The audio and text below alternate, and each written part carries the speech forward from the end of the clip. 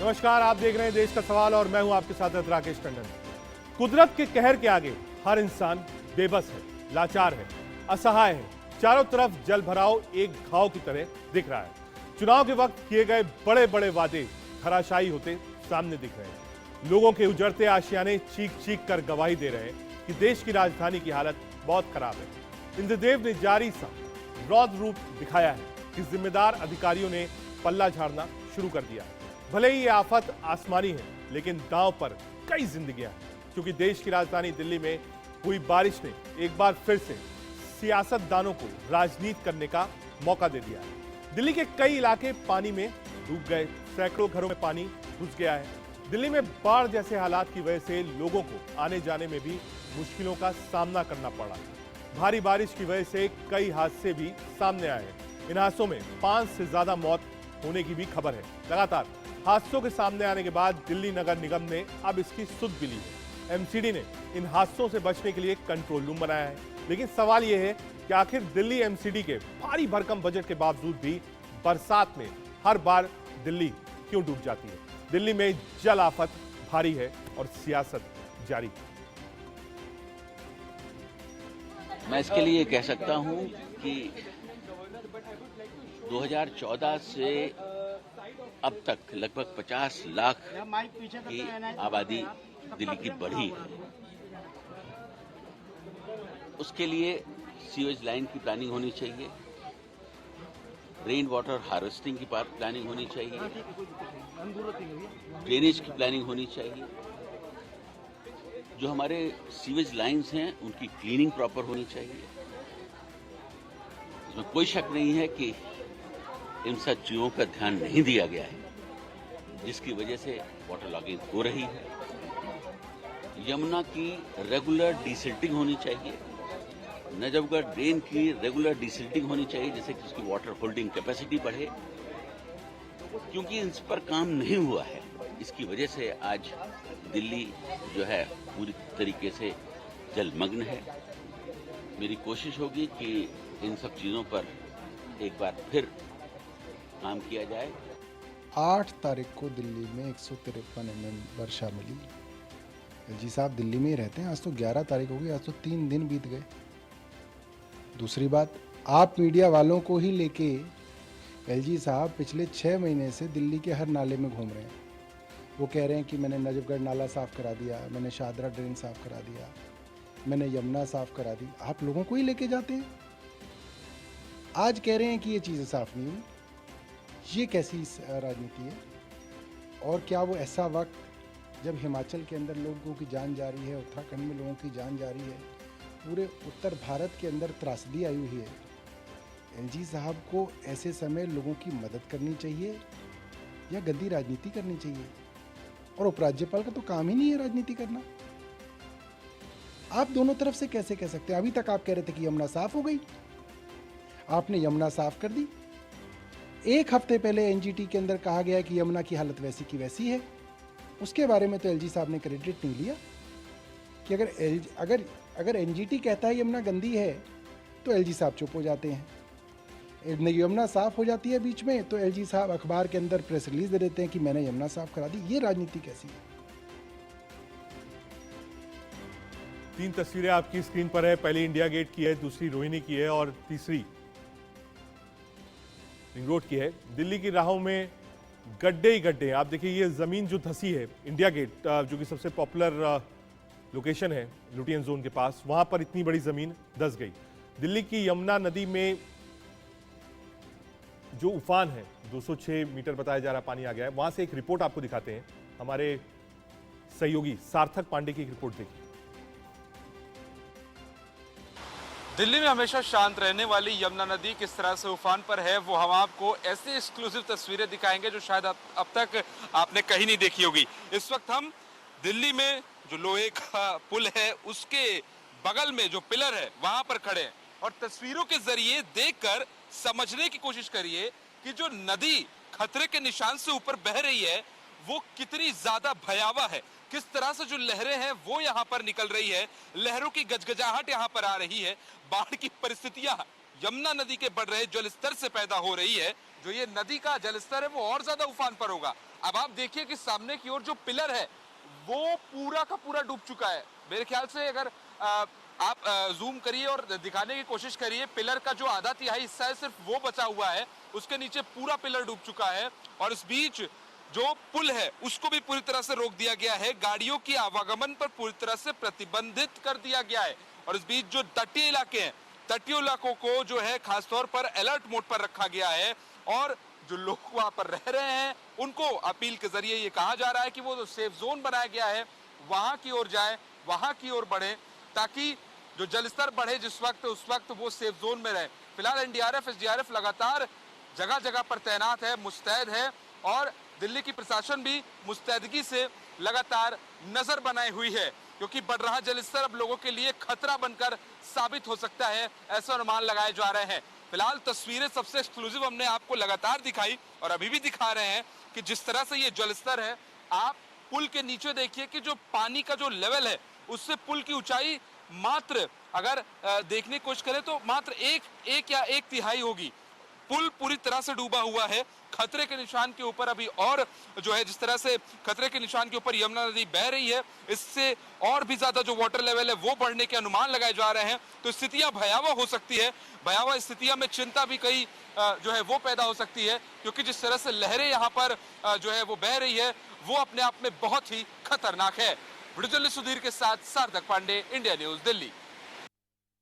दिल्ली में यमुना नदी का बढ़ रहा जलस्तर अब लोगों के लिए समस्या बनता जा रहा है, क्योंकि दिल्ली में जो यमुना नदी है वो धीरे धीरे उफान पर है। इस वक्त हम यमुना नदी के ठीक किनारे खड़े हैं और आपको तस्वीरों के जरिए ये दिखाने और बताने की कोशिश करते हैं कि जो यमुना नदी का जलस्तर है वो लगातार जो है बढ़ता जा रहा है। सामने की ओर अगर आप अंदाजा लगाएं तो जो पुल का जो पिलर है, आप उससे अंदाजा लगाइए कि जो यमुना नदी का जलस्तर है वो किस तरह से उफान पर है। फिलहाल हथनीकुंड बैराज से जो पानी है वो लगातार छोड़ा जा रहा है, जिसके चलते जो जलस्तर है उसको बढ़ता हुआ आप देख सकते हैं।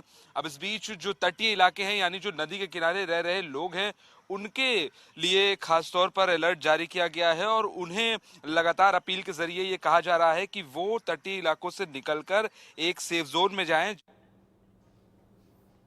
हमने आपको ग्राउंड रिपोर्ट दिखाई। देश का सवाल क्या है? बाढ़ बारिश में त्राहिमाम कसूरवार कौन है? दरक गए पहाड़, हम हैं कितने तैयार? डूब गए स्मार्ट शहर, सिस्टम क्यों है फेल? जनता का पैसा, जनता का टैक्स, जनता ही परेशान है। आपदा काल में भी राजनीति, ये कैसी जनजाति? ये मूलभूत सवाल है। हर साल हम ऐसे ही देखते हैं। एक लंबा चौड़ा पैनल हमारे साथ है। हमारे साथ बीएस वोरा साहब, प्रेसिडेंट आरडब्ल्यूए ज्वाइंट फ्रंट के हैं। एडवोकेट अनुजा कपूर, प्रवक्ता भारतीय जनता पार्टी की तरफ से। पंकज श्रीवास्तव कांग्रेस का पक्ष रखेंगे। धनेन्द्र भारद्वाज, प्रवक्ता आम आदमी पार्टी की तरफ से। और एचएस संचेती साहब, चीफ टाउन प्लानर हमारे साथ हैं। संचेती साहब, मैं आपसे ही शुरू करना चाहूंगा। दिल्ली की बात कर लीजिए। मैं हिमाचल की, उत्तराखंड की बात अभी करूंगा ही नहीं, मैं दिल्ली की बात करूंगा। कैपिटल है, सब लोग यही बैठे हैं, एक से एक टाउन प्लानर्स हैं।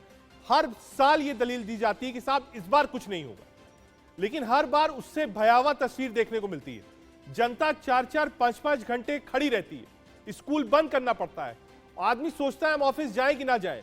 महंगी गाड़ियां खड़ी रहती हैं, पानी भर जाता है, इंजन सीज हो जाता है। जिम्मेदार कौन है?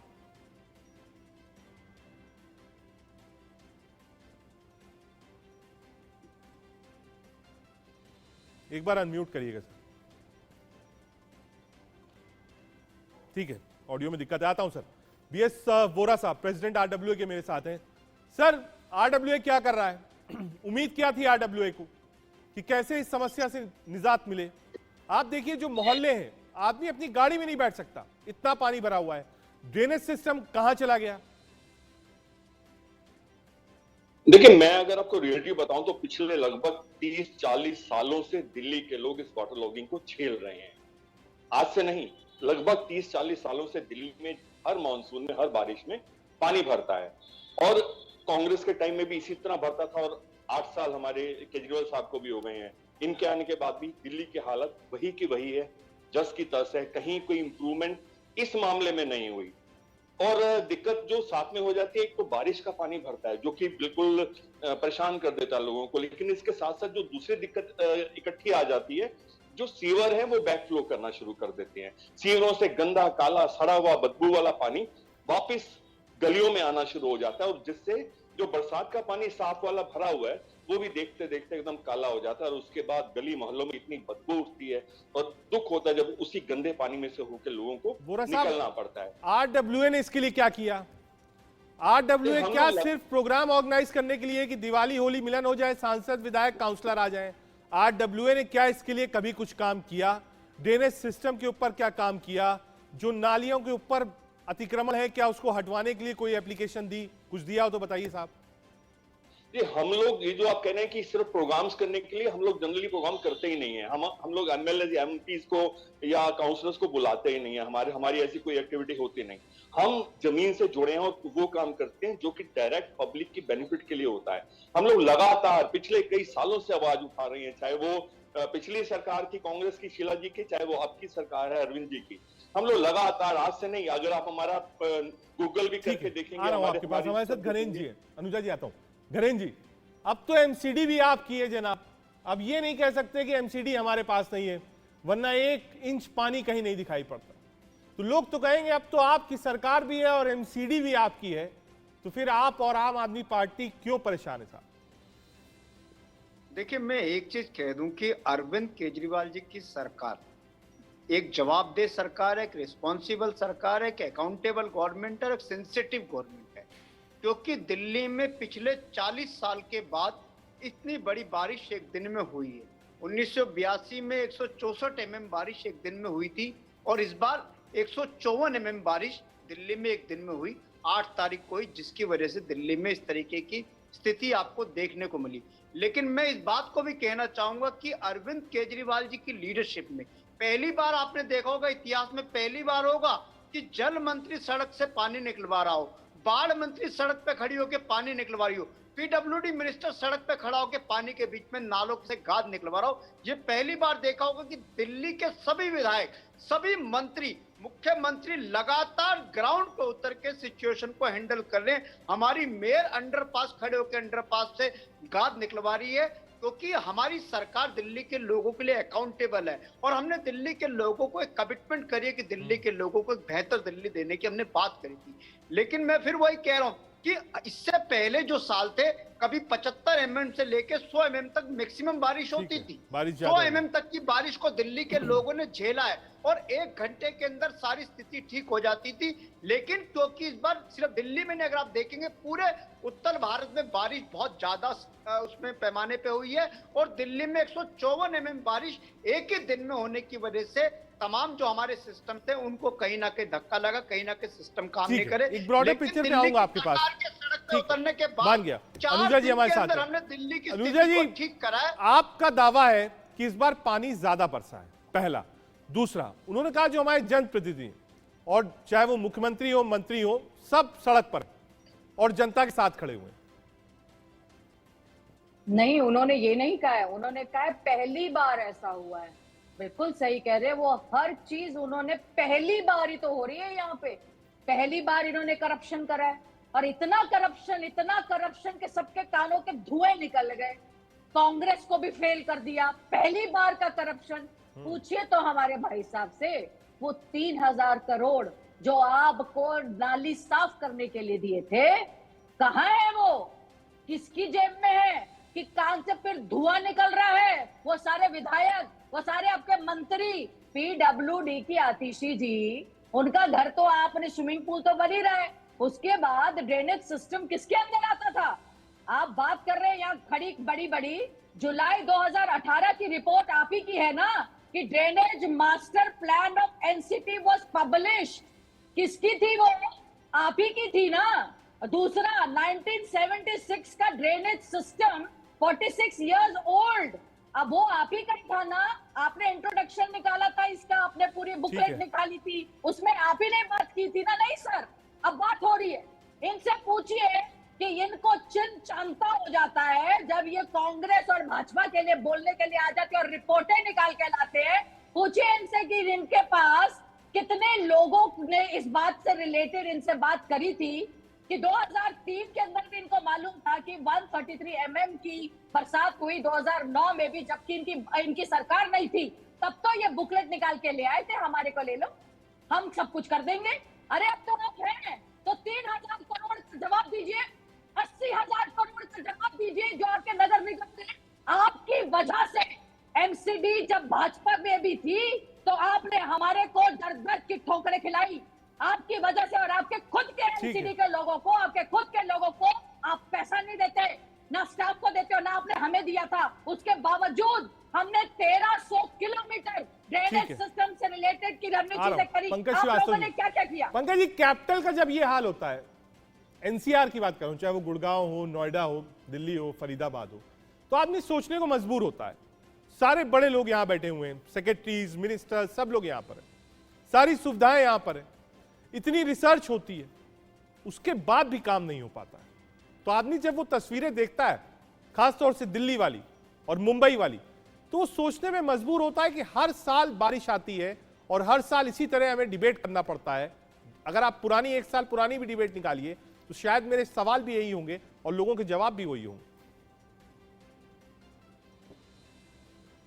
देखिए रजत जी, ये बहुत आसान है कि मैं भारतीय जनता पार्टी का आज दिनांक तक कोई जो है वो नहीं है। तो आपका जो ये जो में पानी की पर्टिकुलर ये एक वास्ट रीजन से रिलेटेड है। ठीक है, यमुना नदी कुछ ऑडियो में दिक्कत, मैं एक बार पीसीआर से रिक्वेस्ट करूंगा, मैं वापस आता हूं सर आपके पास, एक बार फिर से गणेश जी के पास। गणेश जी, अनुजा जी ने 4-5 बहुत मूलभूत सवाल उठाए आम आदमी पार्टी पर। उन्होंने रिपोर्ट का हवाला दिया, जो मास्टर ड्रेनेज सिस्टम की आप बात कर रहे थे उसका हवाला दिया। दिक्कत कहां पर है? अब आप ये नहीं कह सकते कि नहीं साहब एमसीडी हमें दे दीजिए, हम करके दिखाएंगे, एक बूंद पानी कहीं नहीं मिलेगा। यह बात मैं आपकी जानता हूं कि पानी इस बार ज्यादा बरसा है, लेकिन प्लानिंग कहां पर है? देखिए, मैं वही समझा रहा था कि इससे मामलों पे, इस तरीके के मामलों पे पॉलिटिक्स करने की जरूरत नहीं है। पॉलिटिक्स के प्लेटफॉर्म कई हो रहे हैं। आप गवर्नेंस मॉडल का हमसे पॉलिटिक्स कर सकते हो, आप किसी चीज पे कर सकते हो, लेकिन एक बारिश आई और इतनी भयंकर बारिश, एक प्राकृतिक आपदा पे भी इस तरीके की घिनौनी राजनीति भारतीय जनता पार्टी के लोग करते हैं। शर्म की बात है। आज दिल्ली के लोगों के साथ खड़े होने की बात है। मैं कह रहा हूं कि आप भी आइए, आपको किसने मना करा है? दिल्ली की जितनी जिम्मेदारी हमारी है उतनी आप लोगों की भी। 8 विधायक आपके पास भी हैं, 7 सांसद भी हैं। अगर आपने देखा कोई सांसद सड़क पे नजर आया, कोई भारतीय जनता पार्टी का पार्षद सड़क पे नजर आया, कोई विधायक इनका सड़क पे नजर आया, क्योंकि हम एक रिस्पॉन्सिबल गोल्टी, हम अकाउंटेबल हैं दिल्ली के लोगों के लिए, इसलिए हमारे विधायक नजर आ रहे हैं। हमारे मंत्री पानी पे खड़े होकर पानी निकलवाने का काम कर रहे हैं। मैं फिर कह रहा हूं कि राजनीति करने के प्लेटफॉर्म अलग है।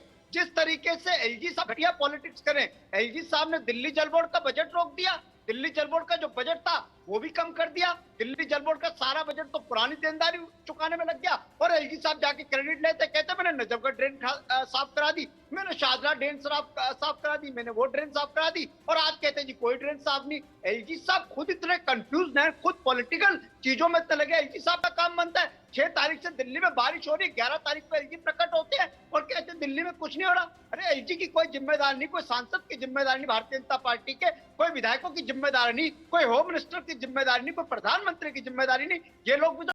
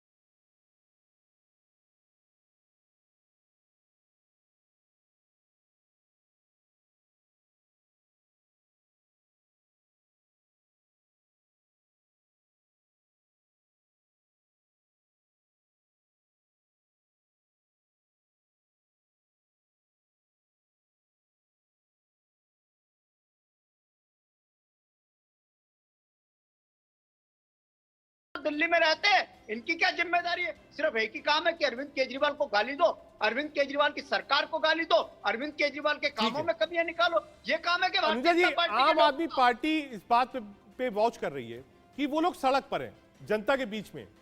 वो कह रहे हैं साहब जो जल बोर्ड का बजट था वो एलजी साहब ने रोक दिया, इतने दिन से बारिश हो रही थी, एलजी साहब ने मीटिंग क्यों नहीं बुलाई?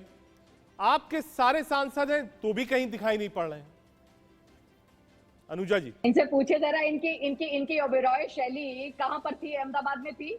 इनसे ये पूछे अरविंद केजरीवाल कहां पे था? पंचकुला में था। आज ये बात कर रहे हैं कि सब जमीन पर है। कहां पे? कब आए वो जमीन पर? कब आए? जब जिंदगी आज 6 लोग मर गए तब आए जिंदगी पर, तब आए बात करने के लिए। क्या है उनका कंपनसेशन? क्या दिया आप लोगों ने? और आप बात कर रहे हैं, आपने यहाँ पर जब एलजी कुछ काम करने के लिए आते तब तो आप कहते कौन एलजी? किसका एलजी? एलजी आ जाता है हमारे सिर पे बैठने के लिए। नहीं, आपकी विधानसभा में जब आप इनलीगल तरीके से विधानसभा बुलाते तो वहां पर बदनाम करते हैं जो सेंटर को अरविंद केजरीवाल जी, और एलजी को कौन एलजी करके पूछते हैं। तो वो एलजी साहब की कमायत है क्या? वो काम करेंगे? एसडीआरएफ को 4 से 6,000 सेंट्रल गवर्नमेंट ने 1,28,000 करोड़ में से दिए थे। आपके पैसे कहाँ है? क्या किया आपने? कितनी ऑडिट्स ली आपने? बताइए। फ्लड की कितनी ऑडिट्स ली आपने? 1976 का ड्रेनेज सिस्टम बना हुआ है, रिपोर्ट बनाकर आप लाए थे।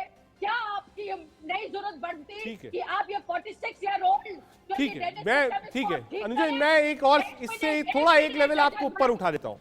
आरोप प्रत्यारोप चलेगा, राजनीति चलती रहेगी, अभी लोकसभा चुनाव भी। ठीक है, मैं ही कह रहा हूं क्या एक ब्रॉडर वे की बात कर रहा हूं आपसे। कांग्रेस के भी प्रवक्ता हैं, आम आदमी पार्टी के भी हैं, टाउन प्लानर भी हैं, आरडब्ल्यूए भी हमारे साथ है।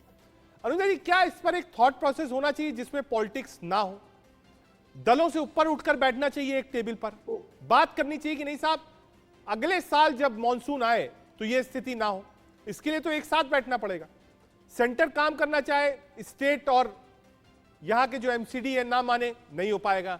एमसीडी काम करना चाहे, सेंटर ना माने तो भी नहीं हो पाएगा। अंतोगत्वा जो नुकसान है वो जनता का है। तो थोड़ा सा राजनीति से ऊपर उठकर सोचें अनुजा जी। रजत भाई, ये आप कह रहे हैं, आप ये जानते हैं इन लोगों के स्कैम? आप जानते हैं इन्होंने कहा था अभी कुछ टाइम पहले कि 8 करोड़ रुपया इन्होंने अंदर कर दिया शॉपिंग फेस्टिवल के नाम से? जानते हैं आप रजत भाई? आप लोग जानती है, मीडिया इनके बारे में अच्छी तरह से जानती है। ये कहते हैं जब हम इनके लिए हेल्प करने की कही, इन्होंने एमसीडी का इलेक्शन किस बुनियाद पे लड़ा था? इसी बुनियाद पे लड़ा था ना कि हम पानी का बहाव कम करेंगे, हम ड्रेनेज सिस्टम को और पुख्ता करेंगे। क्या मनीष सिसोदिया पीडब्ल्यू क्या ड्रेनेज सिस्टम के सीएम के इनकी डिपार्टमेंट नहीं था? क्या आज के ड्रेनेज सिस्टम किसके पास? आतिशी के पास नहीं है? मुझे आप जवाब दीजिए रजत भाई, अगर मैं गलत हूं कहीं पर करेक्ट कीजिए आप मुझे ये समझ में नहीं आता अरविंद केजरीवाल राजनीति कब तक करेंगे? मैं उनसे पूछती हूँ आप राजनीति कब तक करेंगे भाई साहब? वोरा साहब के पास, वोरा साहब आरडब्ल्यूए का एक्सपीरियंस क्या है खास तौर से वाटर लॉगिंग को लेकर? जो समस्याएं आती हैं सोसाइटीज में जहां लोग रह रहे हैं, वहां पर जो समस्याएं हैं वो इस वक्त सबसे ज्यादा क्या है और उस पर क्या काम होना चाहिए और कौन व्यक्ति उसके लिए जिम्मेदार है? वोरा साहब, देखिए, हम लोग सालों से डिमांड कर रहे हैं कि जो वाटर लॉगिंग है इसको किसी भी तरह से रोको। हम जो जानते हैं हमारे एरिया में जो सीवर की लाइन डली थी लगभग 50 साल पहले डली थी, 50, और उस समय दिल्ली की पॉपुलेशन बहुत कम थी और पाइप भी बड़े छोटे वाले डले हुए थे। वही पाइप आज भी चल रहे हैं, उनमें से मोस्टली पाइप जो है वो चोक हो चुके हैं, और जबकि दिल्ली की पॉपुलेशन कई गुना बढ़ चुकी है। अब दोनों में कोई बैलेंस ही नहीं है, पॉपुलेशन कई गुना बढ़ चुकी है। तो जो 50-60 साल पहले जो पाइप डले थे सीवर के, वो चोक होके आधे या 1/4 या 3/4 बंद हो चुके हैं। और जब पानी की निकासी ही नहीं होती तो बरसात का पानी कहां से निकलेगा? तो दिक्कत अब आती है जब रिवर्ट मारता है पानी, सीवर से बैक फ्लो मारता है।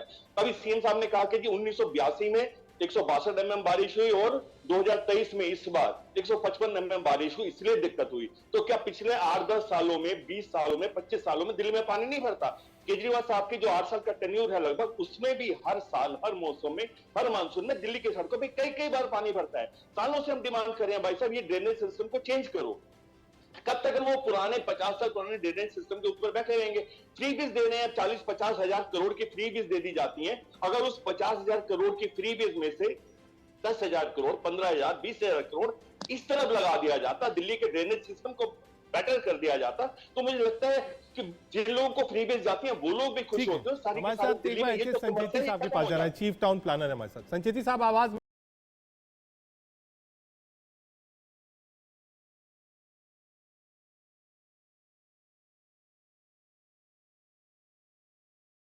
मिल रही है आपको? यस।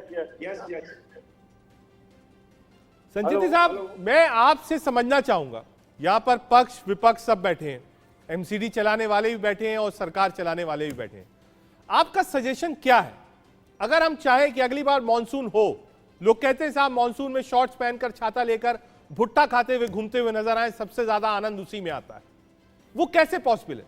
बरसात होती रहे और गाड़ी में आप नहीं घूम पाए दिल्ली पे, कैसे पॉसिबल है? इधर से उधर कम्युनिकेट करना है, उसको गुड़गांव जाना है, नोएडा जाना है, गाजियाबाद जाना है, आराम से गाड़ी उठाए चला जाए, ये ना सोचे कहीं मैं जाम में ना फंस जाऊं।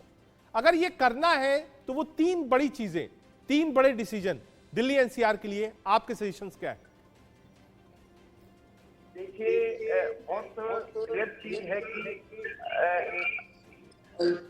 रीजनल लेवल पे जो है एनसीआर को प्लान बनाना चाहिए ड्रेनेज, क्योंकि ये लोकल प्रॉब्लम नहीं है, खाली दिल्ली की प्रॉब्लम नहीं है। पानी बाहर से आता है, पानी बहुत बड़े कैचमेंट एरिया में से आता है। जैसे अभी अपन बात कर रहे हैं कि नदी में पानी छोड़ दिया, ओवरफ्लो होने की पूरी संभावना है।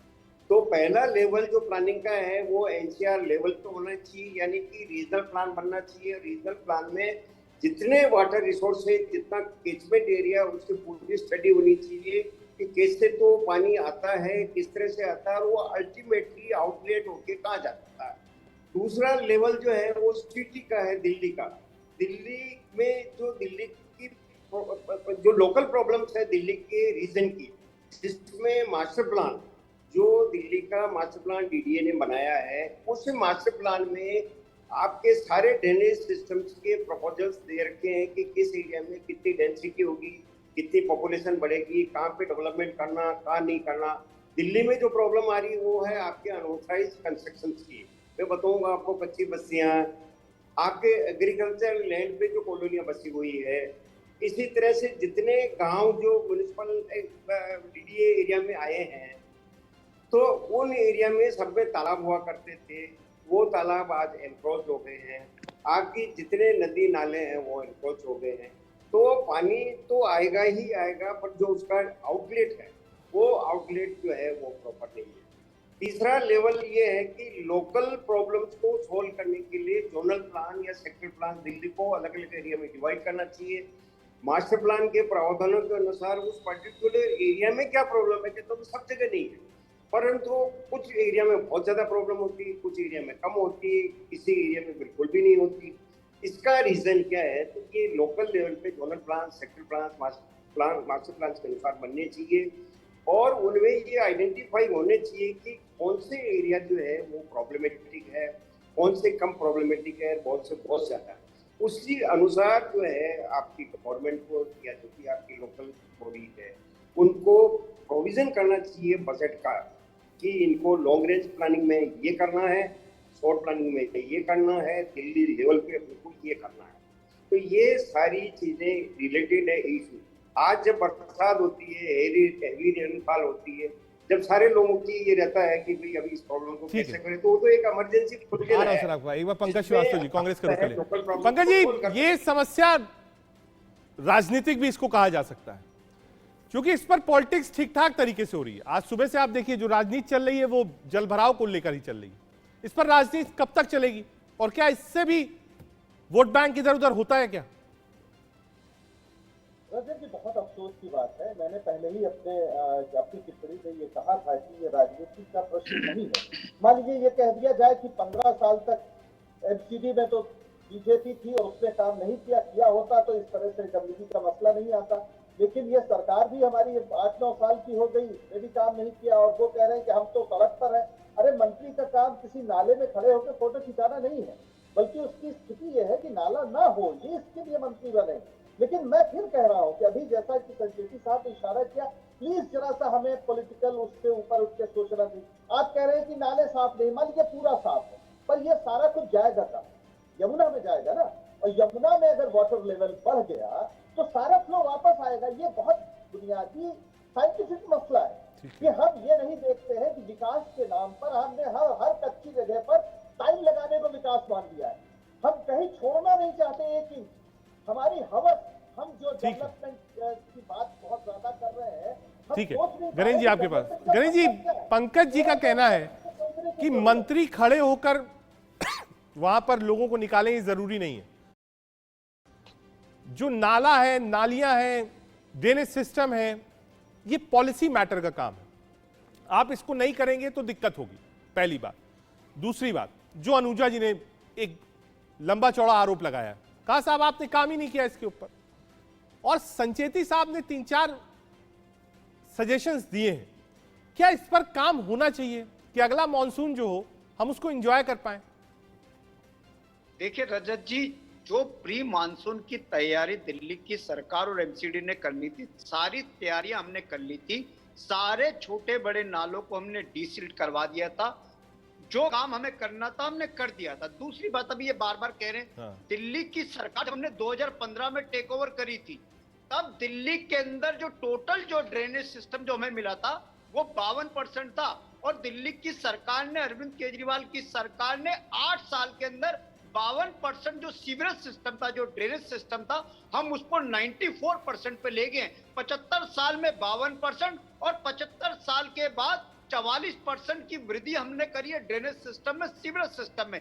दिल्ली के घर घर तक हमने सीवर पहुंचाने का काम करा है और फ्री में सीवर कनेक्शन देने का काम करा है, ताकि इस तरीके की परिस्थितियों से निपटा जाए। और मैं कह रहा हूं, 1982 में जब बारिश आई थी, 164 mm बारिश आई थी एक दिन में, और 8 जुलाई को 154 mm बारिश आई है। अगर हमने ये ड्रेनेज सिस्टम को स्ट्रेंथन ना करा होता, हमने अगर सीवरेज सिस्टम को स्ट्रेंथन ना करा होता, और जिस तरीके से हथनीकुंड बैराज में लगातार पानी छोड़ा जा रहा है, उत्तराखंड से और हरियाणा से जो पानी आ रहा है वो छोड़ा जा रहा है, अभी तक तो दिल्ली में तबाही मच गई होती। ये हमारी सरकार है, हमारी सरकार की सेंसिटिविटी, हमारी सरकार का पहले से उठाए गए कदम थे, जिसकी वजह से आज दिल्ली के लोगों को उन परेशानियों से नहीं जूझना पड़ा, उन हालातों से नहीं जूझना पड़ा, क्योंकि हमारी सरकार लगातार काम कर रही है। हम दिल्ली के आखिरी कोने तक सीवर पहुंचाने के लिए हम कमिटेड है। हम दिल्ली के हर घर को सीवर से जोड़ने का काम हम कर रहे हैं।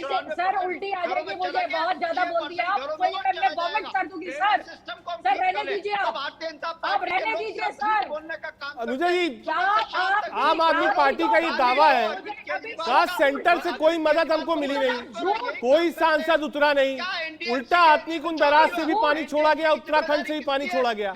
आम आदमी पार्टी कह रही है कि साहब अगर तैयारी नहीं होती तो दिल्ली डूब जाती। अनुजा जी, दिल्ली डूब जाती? अरे सर आप मुझे बताइए कि ड्रेनेज सिस्टम का किसके पास है? आप गुड़गांव की बात करते हैं, गुड़गांव से ड्रेनेज सिस्टम का जो नजफगढ़ का सारा ड्रेनेज है, ये इन्होंने देख रहा था ना, ये तो कह रहे एलजी साहब देखेंगे। इनका काम था ना, कि किसका काम था? ये जो सारा इनको देखने का जो काम था। नोएडा में तो नहीं पानी बढ़ा है, नोएडा में तो पानी ना बढ़ा, गुड़गांव में पानी जो आप तक वहां से आ रहा है उसका इंतजाम तो नजफगढ़ से ही आ रहा था ना। और जो यमुना का था, आपने डिस्टिल्टिंग का क्या किया? आपने डिस्टिल्टिंग के ड्रेनेज सिस्टम का क्या किया? मैंने तो इतना कर दिया, इतनी उल्टी आ रही थी ना मुझे बोलकर, एक ही साथ में उल्टी कर बोल रहे थे। आपने कितना करा? दिखाइए रिपोर्ट। 55% आपने सिर्फ, आपने पूरे दिल्ली को सिर्फ कवर किया है, बातें कर रहे हैं यहाँ पे बैठ के।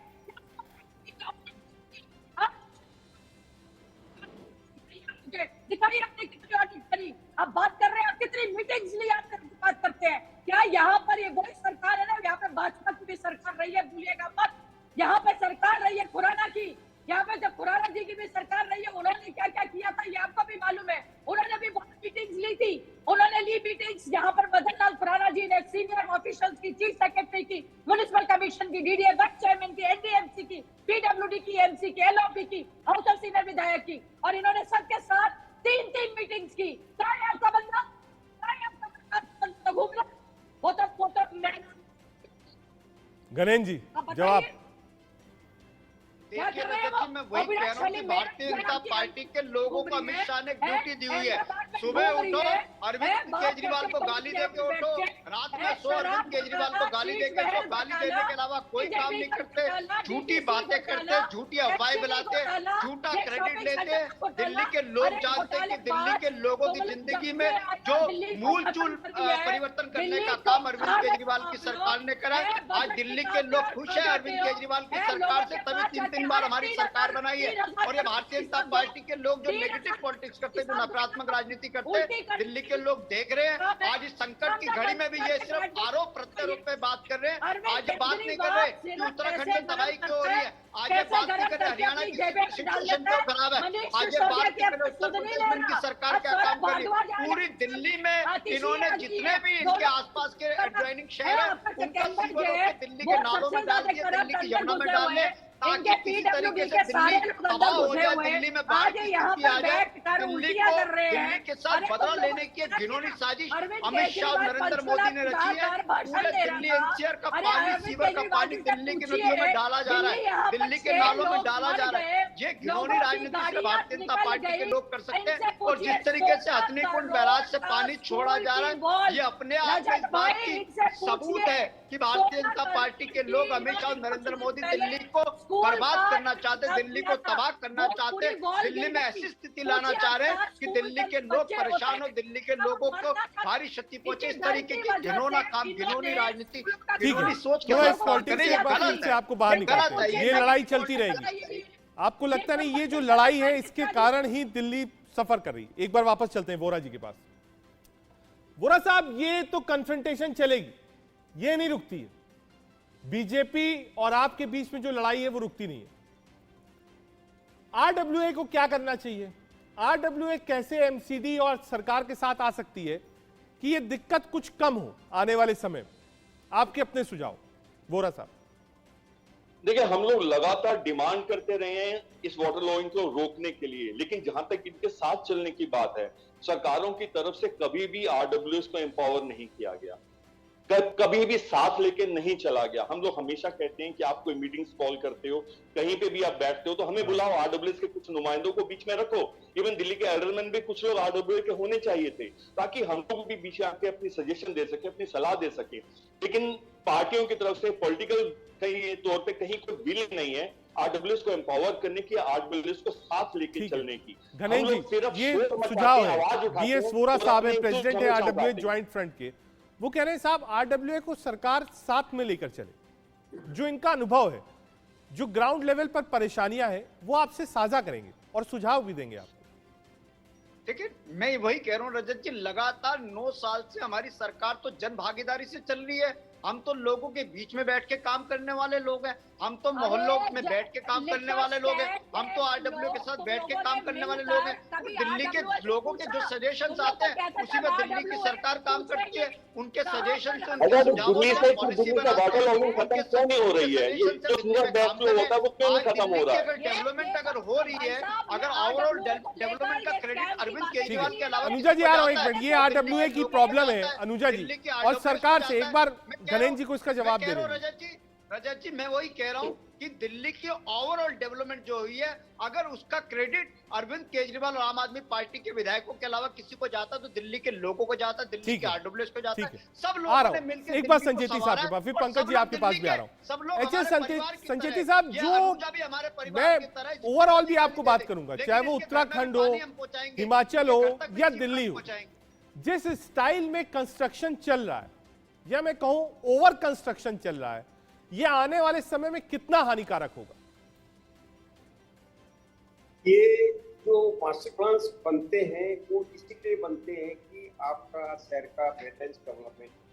स्थिति ये होती है कि मास्टर प्लान एक तरफ पेपर में रह जाता है और अनऑथराइज कॉलोनी, अगर आप देखिए पिछले 10-20 वर्षों में एग्रीकल्चर लैंड पे जो कॉलोनियां बसी हुई है, या नो मेंस लैंड कह सकते हो, नदी नाले तालाबों के ऊपर जो बसी है कॉलोनियां, इसकी वजह से अगर आप ये देखें कि शहरों की जो है वो अनप्लान्ड वे में स्थिति सामने आई है।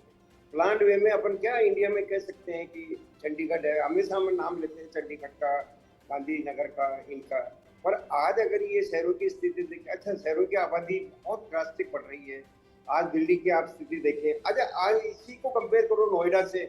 नोएडा को प्लांट वे में बसाया गया था, प्लांट वे में उसकी सारी एक्सरसाइज की गई थी, उसमें ड्रेनेज सिस्टम दिया गया था, वहाँ की डेंसिटी कम है, जितनी कंट्रोल डेंसिटी है उतनी डेंसिटी होना चाहिए। तो आप देखो डिफरेंस, देखो दिल्ली और नोएडा में देखो। दिल्ली आप ये देखें कि ऐसी स्थिति हुई कि जितने गांव दिल्ली की पेरी में आए हैं मास्टर प्लान में, वो सारे गांव जो है वो अनऑथराइज्ड श्रेणी में कह सकते हैं या अनप्लान में कह सकते हैं। दूसरा, ये जितने तालाब उन गांवों के आए हैं वो सारे एनक्लोज्ड हैं, उनका कोई ड्रेनेज सिस्टम नहीं। जबकि आप ये देखें कि नेचुरल सिस्टम होता है, एक ज्योग्राफिकल सिस्टम होता है, हर एक नदी एक नाले का कैचमेंट एरिया होता है, और कैचमेंट एरिया अगर एनक्लोज्ड हो जाएगा तो आप बताओ कि पानी की रुकावट होगी, पानी की जहाँ रुकावट हुई वहीं वाटर की लॉगिंग हो जाएगी। ये सारी स्थितियां, तो मैंने आपको बताया कि regional plan, city plan, then local area plan, तीनों लेवल के प्लान से ये प्रॉब्लम सोल्व हो सकती है। इमीडिएटली आपके लोकल प्लान से हो सकती है। आपके दिल्ली की डीडीए को चाहिए कि डीडीए प्रायोरिटी, देखो डीडीए ने आपको ये है कि ट्रैफिक एंड ट्रांसपोर्टेशन पे खूब काम किया, और आज आप खुद देखो कि ड्रेनेज सिस्टम पे बहुत कम काम हुआ और ड्रेनेज सिस्टम को इग्नोर किया गया, और प्लानिंग दी गई है तो भी आप ये देखें कि उसका एग्जीक्यूशन प्रॉपर नहीं हुआ। और जितने काम हो रहे हैं आज भी, आप जो भी बात कर रहे हैं वो ये कि पीस मिल में भाई इस एरिया में या इस कॉलोनी में पानी पड़ गया तो उसको निकाल दो, इस एरिया में प्रॉब्लम आई तो इसकी सॉल्व कर लो। ओवरऑल इंटीग्रेटेड प्लानिंग के हिसाब से अगर नहीं चलेंगे तो every year same condition repeat हो सकती है। इसलिए लॉन्ग रेंज प्लानिंग, आपकी पीस मिल प्लानिंग, ठीक है, और एक आपकी लोकल प्लानिंग, ये तीनों पंकज जी के पास एक साथ बार चलने आ रहा हूं। पंकज जी, ये जो कन्फ्रंटेशन है आम आदमी पार्टी और बीजेपी के बीच में, जो ये तल्खी है और ये कम नहीं हो रही, क्या आपको लगता है ये भी एक वजह है कि दिल्ली में कोई भी इंप्लीमेंटेशन इतनी आसानी से नहीं हो सकता, क्योंकि कहीं ना कहीं ईगो सामने आ जाती है और क्रेडिट लेने के लिए भी दोनों लोग एक साथ खड़े रहते हैं? नहीं, बिल्कुल वो वजह है, और एक दूसरे इवन इस वाद विवाद में जो हम बैठे हुए इस बहस में भी जो हमारे दोनों साथियों का जिस तरह से रुख है वो ये साफ बताता है कि मूल प्रश्न पर जाने को कोई राजी नहीं है, और वो मूल प्रश्न यही है। अभी हेमंत जी, हमारे धर्मेंद्र जी ने कहा कि हमने 92% कर दिया, बहुत अच्छी बात है, आपने किया, हर सरकार करती है, आप आज कर रहे हैं, आपके बाद भी करेंगे, ये कोई ऐसी बात नहीं है जिस पर कोई बहुत ज्यादा वो करने की जरूरत है। लेकिन मैं आपसे ये विनम्र निवेदन करता हूँ, जानना चाहता हूँ कि सारा साफ है, मान लिया सब कुछ साफ है, कहीं कोई प्रॉब्लम नहीं है, तो सीवर जाएगा कहाँ? अरे यमुना में जाएगा, और यमुना का वाटर लेवल अगर ज्यादा हो गया तो सारा वापस आएगा, कुछ नहीं कर सकते। क्या हम इस बात को, अभी जो सेक्रेटरी जी ने कहा कि हमने एक भी जहां भी जरा सी जगह देखी वहां पे बिल्डिंग खड़ी कर दी है, और केंद्र को, राज्य को, सबको मिलकर ये सोचना चाहिए कि ये जो हम एक अजीब सा इको चैम्बर बना रहे हैं, कहीं इसके अंदर घुस के हमारे ही प्राण न चले जाए। बहुत खतरनाक एनवायरमेंट का मसला बहुत खतरनाक होता जा रहा है पूरी दुनिया में, और दुर्भाग्य है कि हमारे प्रधानमंत्री जी ने कहा कि ये जो एनवायरमेंट का प्रश्न है, जो जिस तरह से पूरी दुनिया में एक तरह से गर्मी बढ़ रही है, कोई इशू नहीं है, ये इशू है, ये बड़े इशू है, और आने वाले दिनों में हमें ज्यादा इसको भोगना पड़ेगा। प्लीज हम ठहर कर सब लोग मिलकर, भाजपा के लोग हों, आम आदमी पार्टी के लोग हों, कांग्रेस के लोग हों, हमारे टाउन प्लानर हो, मीडिया हो, सब लोग मिलकर सोचे, नहीं जब बारिश हो अनुजा जी कुछ कह रही है, तरह बहस करते रहे, अनुजा जी तरह बहस करते रहे। कांग्रेस पार्टी कह रही है कि साथ में आपको आना पड़ेगा, थोड़ा सा राजनीति से ऊपर उठना पड़ेगा आपको। अनुजा जी, नहीं, मैं यही कह रही हूँ रजत भाई, कितना मजा आता है ना यहाँ पर जब ये लोग बैठते हैं और कितनी अच्छी अच्छी बातें करते हैं। एक तो उल्टी करते हैं, दूसरा अपना ज्ञान दिखाना शुरू कर देते हैं। अरे भाई साहब, आप लोग की सरकार, दोनों की सरकारें, भाजपा को बोल रहे हो, दोनों की सरकारें आप लोगों की रह चुकी है, दिल्ली का हाल आप दोनों के सामने है। आप लोगों ने क्या किया काम, क्या काम करने वाले हैं? अरविंद केजरीवाल ने सरकार छीन ली कांग्रेस से, कांग्रेस ने प्लेटर पे डालकर दे दी है। शीला दीक्षित के टाइम के वो खुद इतनी करप्टेड थी है, उनके टाइम का आपने काम क्या देख लिया? अनऑथराइज्ड कंपनियां, अनऑथराइज्ड आप लोगों ने सारी जगह आप लोगों ने बनवाई, ऊपर केजरीवाल ने और उन ऊपर वाले बांग्लादेशियों को, रोहिंग्या को फंसा दिया। अरे बात करने वाले तो आप लोग हो, सब लोग कर तो कांड आप लोग रहे हो, दिल्ली वाले सब जानते हैं, सोशल मीडिया बहुत पॉपुलर है। नरेंद्र जी, 2025 के अंदर बीजेपी बार बार यही आरोप लगा रही है कि आप दिल्ली को संभाल नहीं पा रहे, क्योंकि एमसीडी आपके पास है और सरकार भी आपके पास है। तो लोग तो आप ही से पूछेंगे कि साहब दिल्ली कैसे बनेगी? रजत जी, एक कहावत है, खिसियानी बिल्ली और खंबा नोचे। भारतीय जनता पार्टी की दिल्ली में हार हार के ये हालत हो चुकी है कि दिल्ली के लोगों के खिलाफ हो गए, दिल्ली के दुश्मन बन गए। अरविंद केजरीवाल को गाली देते देते, अरविंद केजरीवाल से दुश्मनी करते करते दिल्ली के लोगों के दुश्मन हो गए। आज भी दिल्ली को डुबोने की घिनौनी साजिश भारतीय जनता पार्टी और अमित शाह ने रची है। ये अपने आप में घिनौना अपराध है कि पूरी एनसीआर के आपने सीवर को दिल्ली की यमुना में डाल दिया, दिल्ली के ड्रेनेज सिस्टम में डाल दिया। ये क्या करना चाहते हैं? किस तरीके की आतंकवादी सोच लेके काम कर रहे हैं? ये चिंता का विषय नहीं। भारतीय जनता पार्टी की सोच इतनी घटिया होगी, इतने अराजक लोग, इतनी आतंकवादी सोच होगी कि कैसे दिल्ली के लोगों को डुबो दे, कैसे दिल्ली को डुबो दे। इस तरीके की घिनौनी साजिश अमित शाह और नरेंद्र मोदी ने रची है। ये अपने आप में गलत है। भारतीय जनता दिल्ली के दुश्मन है, दिल्ली के लोगों के खिलाफ है, दिल्ली के लोगों से बदला लेने के लिए क्या क्या करते हैं। इस तरीके की घिनौनी साजिश की दिल्ली को डुबो दो, सारा दिल्ली एनसीआर का जितना भी सीवर है सब दिल्ली में डाल दो, उत्तराखंड का पानी दिल्ली में फेंक दो, हरियाणा का पानी दिल्ली में फेंक दो, यूपी का पानी दिल्ली में फेंक दो। इस तरीके की सोच भारतीय जनता पार्टी और अमित शाह नरेंद्र मोदी की है, मेरी समझ से बाहर है। लेकिन दिल्ली के लोग देख रहे हैं कि किस तरीके से अरविंद केजरीवाल को बदनाम करने के लिए भारतीय जनता पार्टी रोज नए नए हथकंडे करती है। लेकिन मेरा एक हाथ जोड़ के निवेदन है कि इन चीजों में पॉलिटिक्स मत करो। वक्त की थोड़ी कमी है, कोशिश मेरी यही थी कि जो आफत है बरसात से, उस पर एक सार्थक बहस हो। लेकिन आप जब भी सार्थक बहस सोचिए वो अंततः राजनीतिक हो जाती है। बहुत शुक्रिया आप तमाम मेहमानों का, आप आए देश का सवाल। एक तरफ बरसात है तो दूसरी तरफ राजनीति अपने चरम पर, इसलिए जनता करे तो करे क्या। आप सोच लीजिए आपको क्या करना है। हिदायत यही है, अगर पानी ज्यादा बरस रहा है, लॉगिंग ज्यादा है, तो आप अपने घरों में रहिए, सुरक्षित रहिए। देश का सवाल में आज